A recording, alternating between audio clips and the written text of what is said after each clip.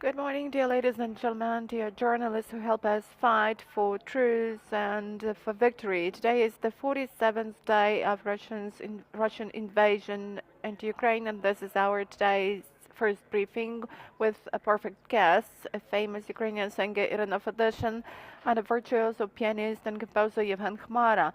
And today they are going to present their new song and they will play a mini concert on Rynek Square after our briefing. So let me welcome Iryna and Yevhen to the stage.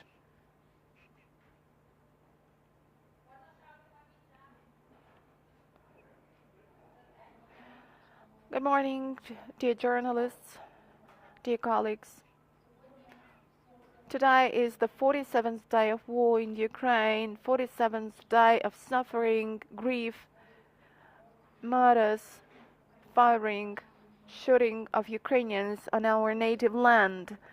I would like to tell a lot to describe all this grief that my Ukrainian people is going through now, but I'm lost for words.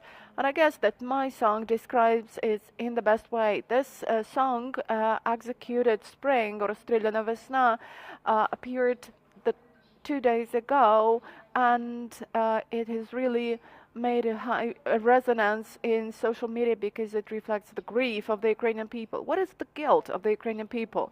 The guilt is that they are Ukrainians. Innocent people, children are killed, are fired at because they are Ukrainians. That is genocide. That is the bloody terror of Russia against Ukraine. It's difficult to imagine how this is generally possible in today's modern democratic world, and how come that we cannot stop this wish of a mentally sick person who has come with his troops to liberate Donbass and has killed with his missiles half of Ukraine. Has fired at half of Ukraine. That means absolute hatred to Ukrainians, because Ukrainians are not slaves. Ukrainians are a free people with extremely good, kind and talented, spiritually talented people. Russia always wanted to destroy Ukraine, our culture, our language, our nation, because we are Ukrainians. Let's recall the bloody 20th century, the artificial famine with the Holodomor, where 8 million Ukrainians were murdered, the bloody 20th century where Ukrainians were taken to Siberia, Ukrainian men and women who lived there in highly complicated conditions and died there. The Soviet authorities were trying to destroy everything connected to the people who loved Ukraine. Hundreds of artists, writers, poets were shot, sent to camps, and the Russian language was imposed everywhere, in the university, in the army, in the institutes, in all administrations. That is an awful, tragic page of the Ukrainian nation, which was being destroyed and through bloody terror was made to forget all that was really Ukrainian. Now, over 30 years of independence, Ukraine has been trying to revive its culture. And I really feel painful about all this tragedy. That's why I'm a singer who is a Ukrainian language singer. I sing only Ukrainian songs, trying to support our language and trying to convey my message to the Russian-speaking citizens of Ukraine, to remind them that we cannot forget our language because we were made to forget it through bloody terror. Our country never did any harm to Russian-speaking citizens of Ukraine, but unfortunately our state didn't pay a lot of attention to culture, while culture is extremely important because culture stands for our upbringing, for cherishing our love for our native land, our traditions, for cherishing patriotic feelings and self-identity that I am a Ukrainian. But Russia understood this very well, that culture is really important, and they did all they could to popularize everything that was Russian. They arranged mass cultural events where they trying to glorify their nation, their state. They arranged concerts where they gave prizes and awards to singers, trying to motivate them to create Russian language content. And our singers didn't have, since they didn't have this in Ukraine, they went there to Russia because they wanted to have some recognition. And thus they reinforced the Russian culture, and they supported Ruski Mir, the Russian world, Pax Russika in Ukraine. Even back then, when Russia took the Ukrainian Crimea and started its military actions in Donbass, still did not reject Russian awards and prizes and kept going to the invaders. Still being at school and learning the tragic pages of my and people's history, I couldn't even imagine this. I couldn't think of that. I was learning history of my country with tears in my eyes, and thanked God that we did not live in such an awful time. But what now? What's now?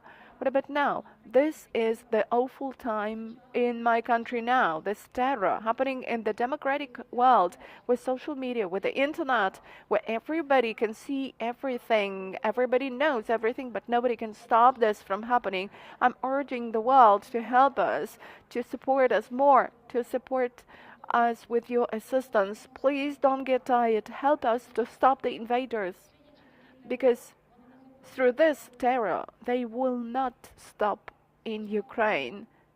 Since the beginning of the war, I've been dealing with volunteering activities, and war has really made us all equal. We are all citizens of our country, and we have launched and joined the front line. Everybody wants to be useful, to do anything that could help our armed forces. The war has removed all the masks. There are no parents who are somebody else's parents. There are no children who are somebody else's children. We are all native today. We are one family. We will do this. We will win in this war. And I'm addressing our diaspora and all those helping us with humanitarian aid. Thanks a lot to you, but please don't stop.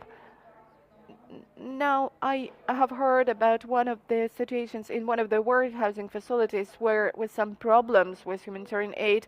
It's, of course, a pity that such situations happen, but I know that in most cases everything is fine with humanitarian aid. And I know that one of the funds, which I've already addressed to get some assistance for our armed forces and for our displaced persons, lack this aid. Please don't stop. I've been staying with my family here since the very beginning of the war, and it's important for me to stay together with my people. And I also go to have some concerts for our armed forces. At first I thought that this is just a minor drop in the ocean, and I felt some pangs of remorse. I thought that probably I should go abroad and try to collect money, the donations for Ukrainians there. But when I went with my concerts to the armed forces, I understood that this is not a minor thing, because after my concerts I was approached by our guys, and who said, Iryna, you don't even know, you don't even imagine how you have supported us, how important it is that you have come to have a concert with us, and you have supported our morale. So I have some offers of going with my concerts abroad, but even if I go there, I will go there just to have one concert, to get some money, to raise some money, and I will come back. Culture is also important in the wartime. Definitely I've adjusted my program because it cannot be the same program as I had in the peaceful times. I've invited a great pianist, virtuoso pianist, Yevhen Khmara, who has learned my songs, and we have created an acoustic version of my songs, and we go with our concerts to the armed forces of Ukraine. So before we have our song presented, let me invite Yevhen to tell about his impressions of what is happening here in Ukraine. So Yevhen Khmara, Ukrainian composer, virtuoso pianist.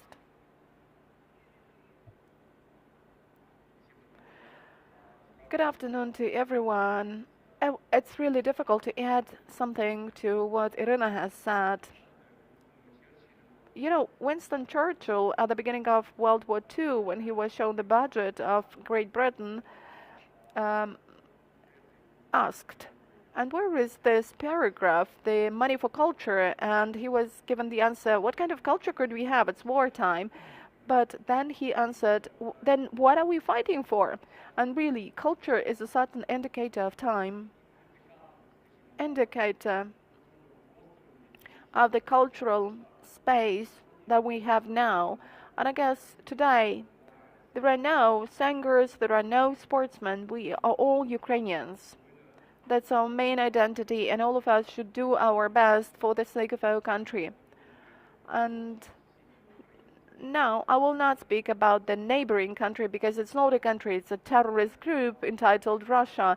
But many European countries tended to think that we are rather different. We have the East, we have the West, we have different cities within Ukraine. But now this war has shown that we are united. We stand united as one Ukrainian nation, and really our period is the period of renaissance of our Ukrainian spirit. Not only the whole world, but we, all of us, realize that we are Ukrainians and we are really powerful. And let me express my gratitude to all our foreign partners for their support of our country. And I urge you to provide more of this support. Please don't be afraid of your chairs, of your portfolios. Let me be frank. Now we really have the global request entitled Ukraine.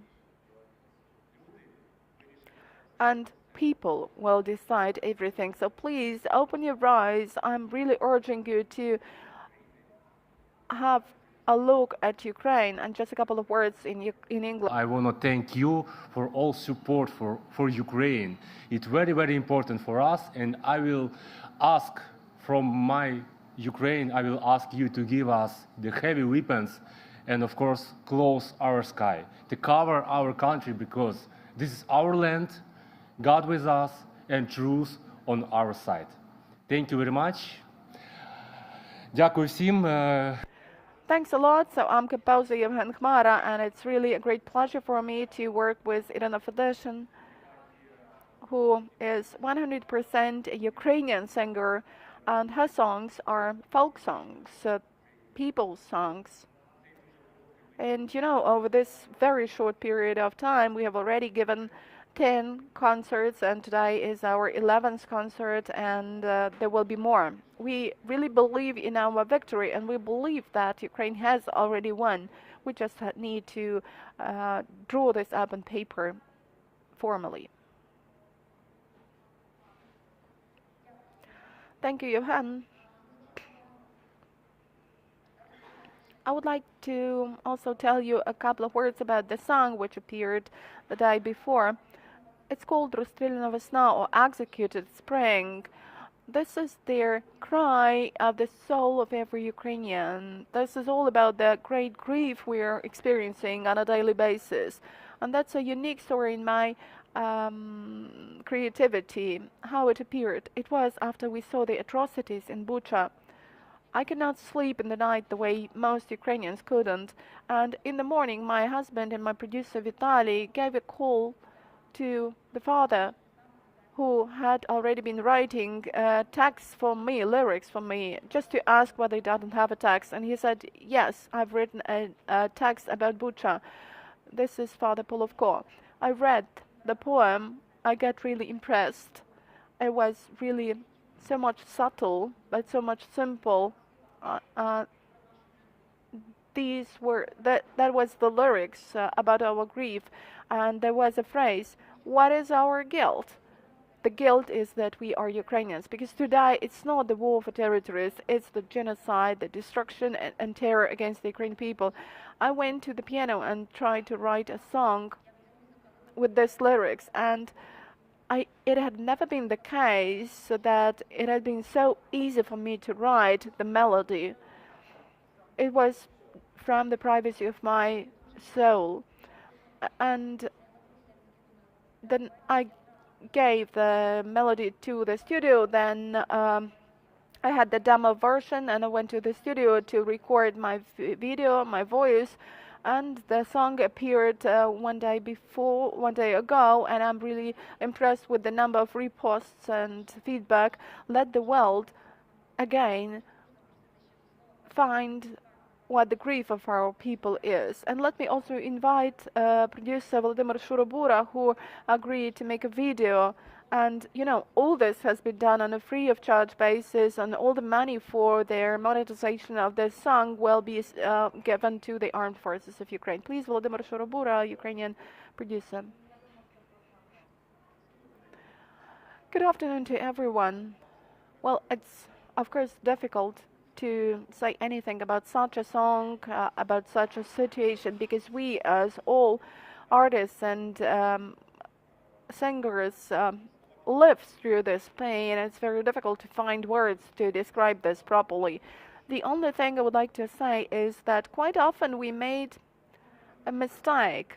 At least I felt this in the discussions within the creative community, in that we underestimated the role of art and culture. For Russia, for the aggressor, culture and art has also always been a soft power. When their songs come to a certain place, their tanks will definitely come after that. And we have to realize that our art and creativity should also become a shield for us, a defense shield. You know, our soldiers are fighting for our country in the front line, and we, artists and creators, should create and should reflect over these events, because that is what will stay in history. The future generations will realize our grief and sorrow through our works. So I'm always happy to react to such proposals, because I'm really not indifferent about this current situation. Thank you.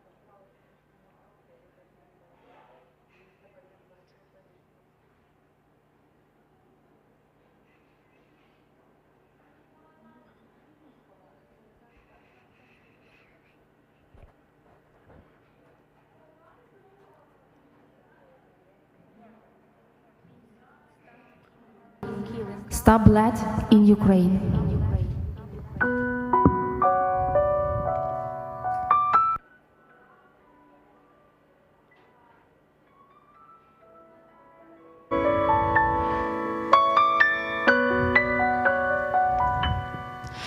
Стригнувся світ, це біль пекуча, мов на хресті розп'ята пуча. Немає сонця, тільки ночі, нема життя, закриті очі, нема весни, і спалили, ні це не сни, їх взяли й вбили, бо їх вина, що українці, це 41-й фашисти німці. Розстріляна весна, розстріляні мрії, і стогне від болю земля в моїй Україні. Розстріляна весна, розстріляні мрії, і стогне від болю земля в моїй Україні. До Бога хочеться кричати і битись в груди, не мовчати, але й ти був на хресті, зв'язали руки теж тобі, сміялись, били і плювали, і одіж твою роздирали, хоч мав ти силу всю могучу, згадай, Ісусе, нашу бучу. Поглянь на свіжі ще могили, одне прошу, подай нам сили, вже не питаюся чому, лиш зупини оцю війну.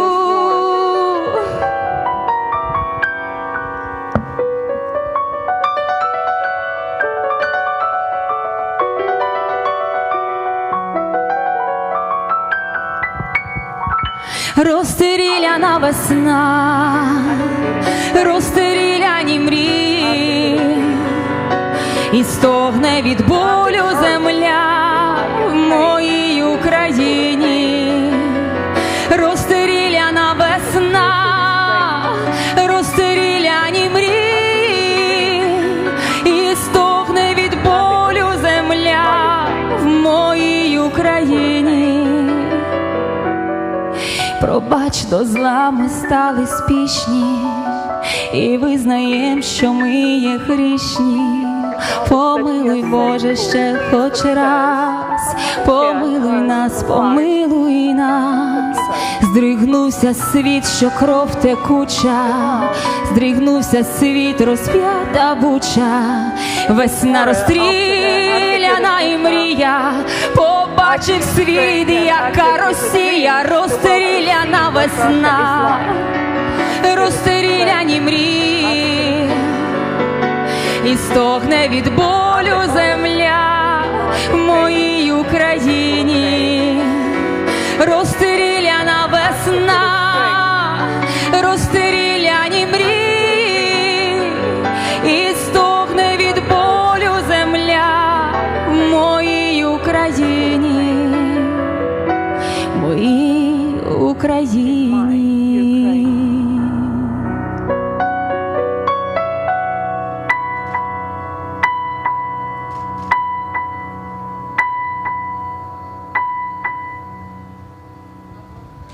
Світла пам'ять всім, хто загинув в цій війні, всім нашим українцям. Дякую, що ви сьогодні нас вислухали. Дякуємо за вашу підтримку. Хай Бог допомагає вам, Україну, наші Збройні Сили України. Ми вами пишаємося, ми вами гордимося. Ви наші супергерої. Ми віримо в вас. Trust in you, we believe in you, we will definitely win because the truth is with us. We are protecting our families and homes, and God is always where the truth is, and where the truth is, there will be victory. Glory to Ukraine, glory to heroes. Thank you.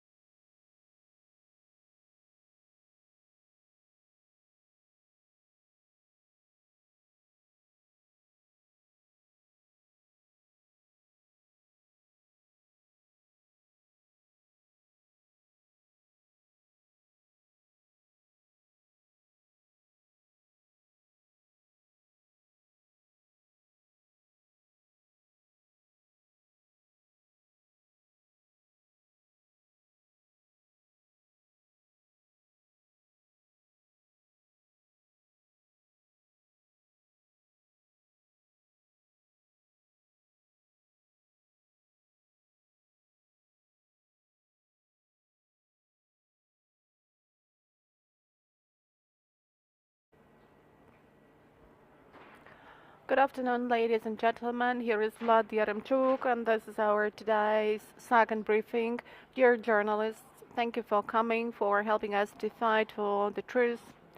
Our today's second briefing is going to be dedicated to the Ukrainian borders, and we will have Andriy Demchenko, Press Secretary of the State Border Guard Service of Ukraine, online. Andriy, good afternoon. Good afternoon.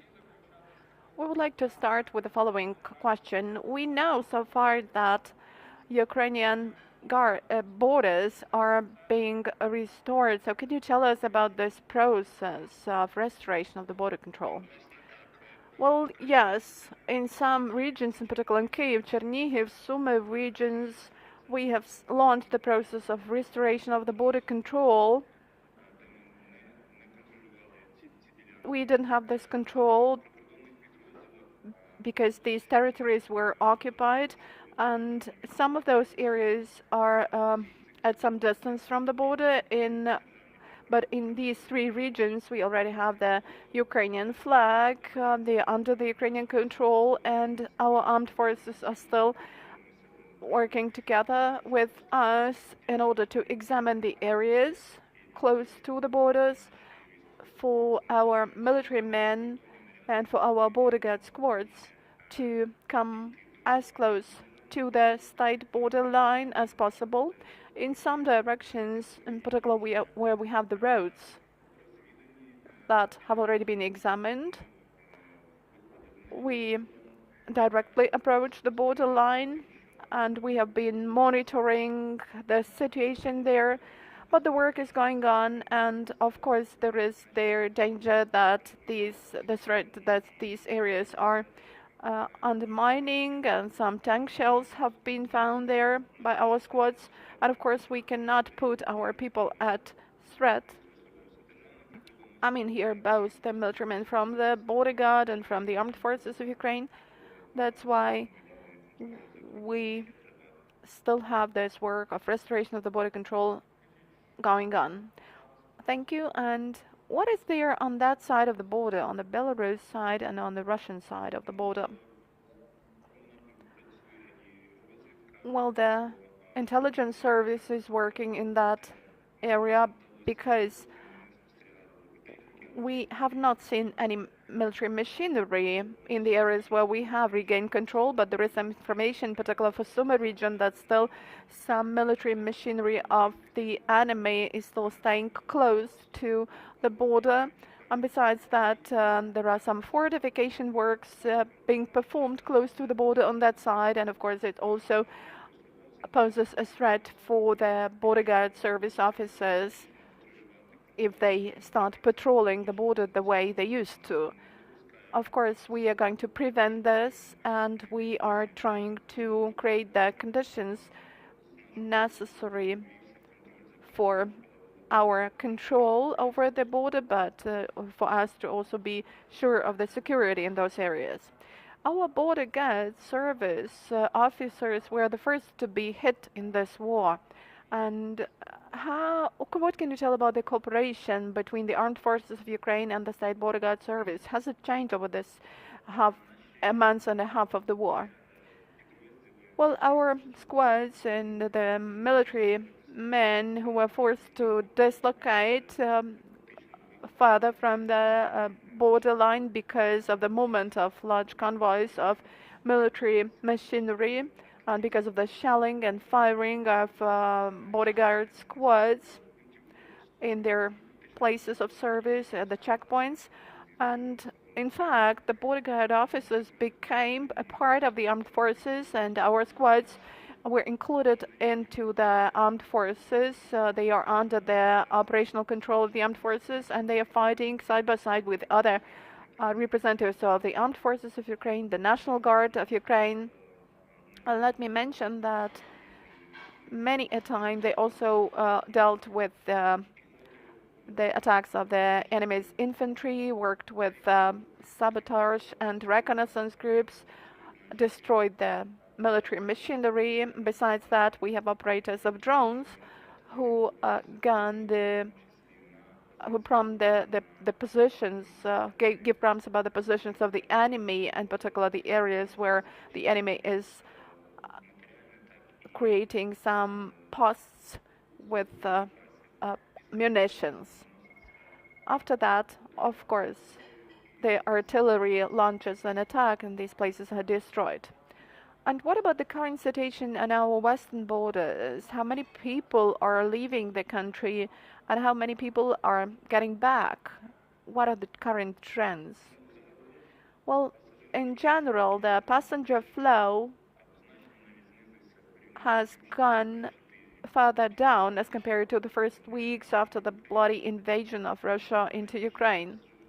The passenger flow per day could be about 120,000, 130,000, and most of the people were leaving Ukraine. But now the passenger flow is within the range of 70, 80,000 people a day, and though more people are leaving the country, but we can say that it's really dominating in the statistics. Also, we have recorded that most border crossings take place at the border on Poland, and generally the border has been crossed by more than 4,300,000 people over the period that started on the 24th of February in both directions, but these are the people who were trying to flee from the war and leave the country. Recently, there has increased the number of people who are going back home, and on the first days it was about 15,000 people who came back to Ukraine, and now this figure is about 25,000-30,000 people a day. Thank you, Andriy, for your comments.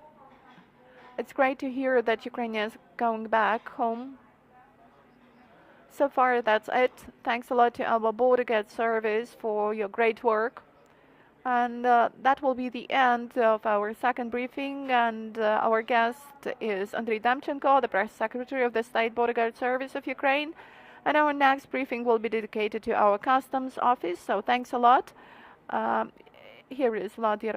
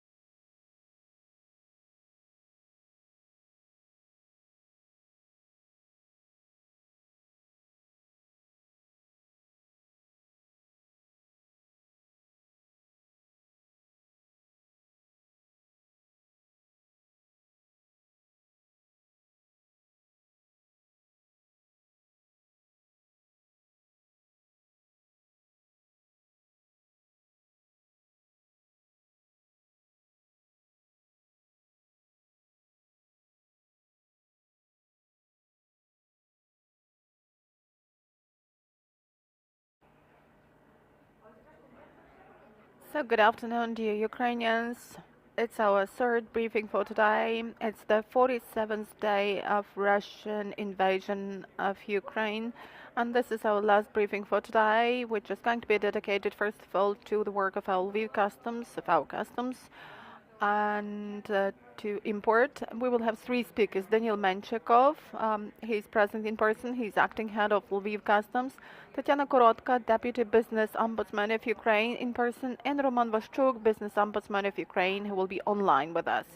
Mr. Vashchuk, good afternoon. Let me give the floor to you. Thanks a lot. Welcome to all the participants.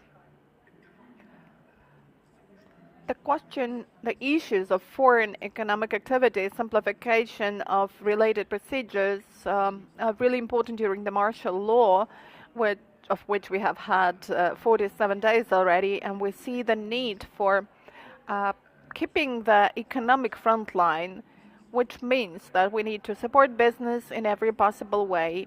And I guess that the government and the Cabinet of Ministers have passed a number of right decisions. They have been voted for in Verkhovna Rada, signed by the President.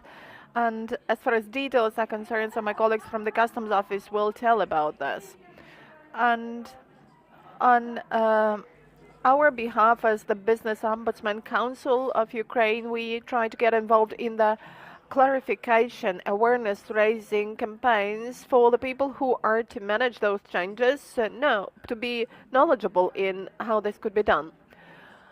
We work both from the Polish side of the border, I'm in Krakow, and from the Ukrainian side, because we have a hub in Ivano-Frankivsk, but of course we have mobile opportunities for servicing different areas of Ukraine. We work from the Polish side together with the Polish institution that works with SMEs, a very similar institution like the one we are working in, and this means that we may try to solve both occasional cases and some systemic issues, with solving which our Polish side could help us. But today we are speaking about the customs service, which tries to simplify and to accelerate the procedures not only for humanitarian goods, which keep flowing into Ukraine, but also for commercial goods, for commercial exchanges, for trade, which is an important element of the circulation in Ukraine, which we now have mainly across the western border, in particular across the largest border on Poland. Our institution, Business Ombudsman Council, has been working with the Customs Office for quite a long period of time. We have got the memorandum of cooperation, and now in the wartime we are not that much considering the complaints, but trying to work proactively together with the state authorities in order to simplify the systems to promote the use of these novelties by Ukrainian business. We have the line of support, the hotline, both on our website and in Facebook, and this hotline allows us to communicate with our inspectors in the real-time mode, and support could be provided to entrepreneurs registered in Ukraine via this hotline. These could be different issues, like the issues of martial law, cooperation with local authorities, self-government bodies. And this hotline was launched about a month ago, and we have got about 90 applications from business over this period of time. Some of them are related to the work of the customs. So we are happy that the customs officers are also trying to come into contact with businessmen with their own suggestions, which aim to simplify and accelerate registration of goods as a customs, because normally this procedure lasted about 4 hours, and now it's much shorter. And we are also speaking about the cancelling of VAT payment and customs duties, as well as the spread of the declarative principle of work onto humanitarian goods. So I think that generally it would really help both volunteers and businesses. And we will keep clarifying the situation, holding awareness raising campaigns together with the management, the administration of the Lviv Customs Office, of the Customs Office in general. I'm happy that we are reaching that level of cooperation. Thank you, Mr. Vashchuk. Let me give the floor to Daniil Menshykov to tell more. Thank you.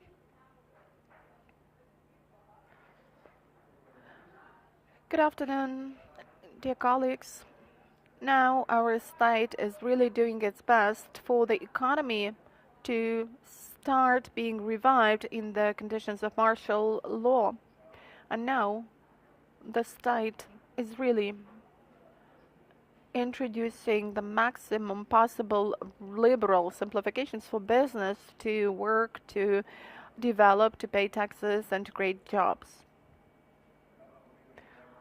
Ukraine has recently introduced one more round of customs simplifications for the period of martial law, and the same as all simplifications, these simplifications need to be explained to business for them to know how to work in compliance with these new rules. That's why, jointly with the Business Ombudsman Council of Ukraine, we have decided to establish a new awareness-raising project within which we will try to convey the messages to businesses. We will tell about the new rules of the game, their simplifications in the customs legislation and other laws, and we will try to communicate to the best extent possible with those to whom these simplifications and novelties are related. On my behalf, on behalf of Lviv Customs and the State Customs Office of Ukraine, we will try to convey the messages about the news and also provide information from our humanitarian headquarters, the Pomoha UA, which was established right on the second day of the war. But businesses may also give calls to the hotlines of the humanitarian headquarters and get all the answers related to import of goods and amendments made in our legislation. And so far, I would like to give answers to the most frequently asked questions. So the first amendments are related to import duty, and I must tell you that now, as far as all groups of goods are concerned, import duty has been cancelled, which means that for the period of time over which we have martial law, nobody has to pay the import duty for all types of goods. But there are some exemptions. These are tobacco goods and cigarettes and alcohol drinks. So it says in the resolution of the Cabinet of Ministers that besides, except for beer, tobacco goods, tobacco, industrial substitutes of tobacco and the liquids which are used in electronic goods and alcohol drinks, import duty will not have to be paid over the period of martial law. As far as VAT is concerned, value-added tax shall not be paid by the businessmen of the first, second, and third groups of taxation who are single taxpayers and who are not VAT payers. These sole proprietors and legal entities will not have to pay VAT. Here is a separate question concerning import of vehicles into the Ukrainian territory. So there is exemption from VAT payment, excise duty and import duty for the vehicles which are imported into the territory of Ukraine by the citizens of Ukraine, of natural persons. These could be motor cars, motorcycles, route buses, trailers, and other vehicles.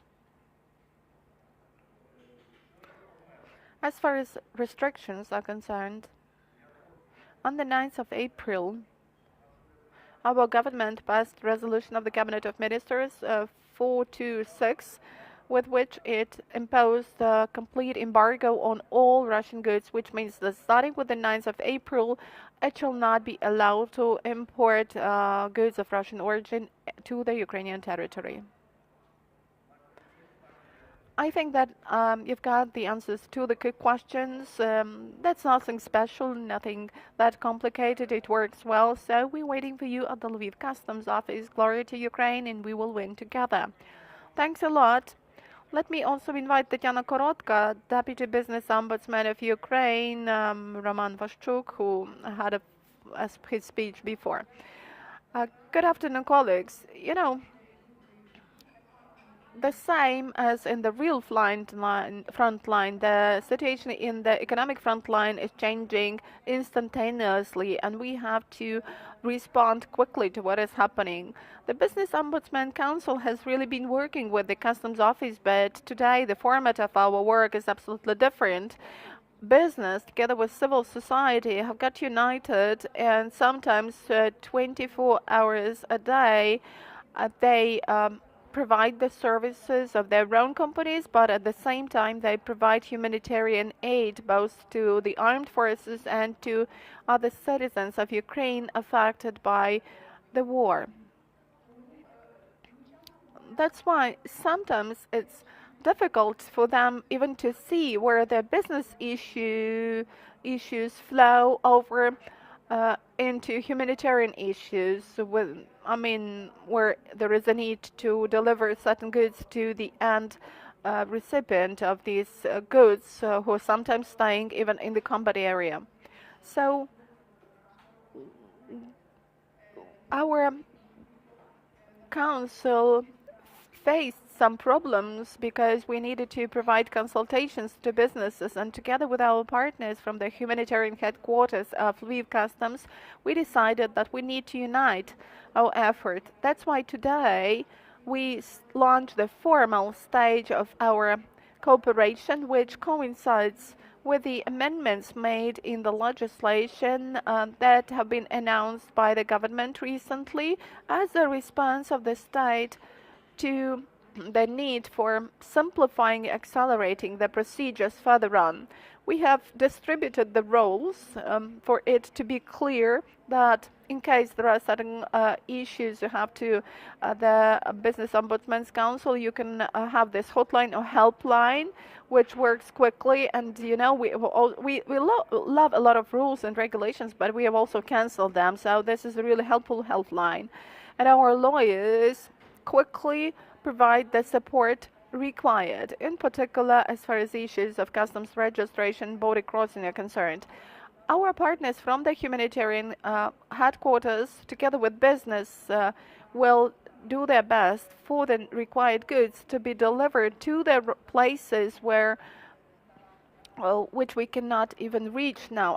Some places with special status, and therefore the role of these goods is important there. The customs office is definitely the gate of Ukraine, and Lviv Customs is now overloaded with freights coming, and a lot depends on the quality of the work at the Lviv Customs office. So thank you for attention. I will be happy to take your questions. Are there any questions in the audience? There are no questions.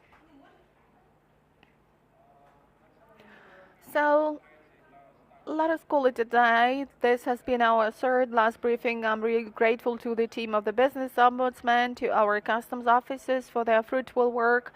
This is our last briefing for today. Follow our updates concerning our schedule for tomorrow. Glory to Ukraine.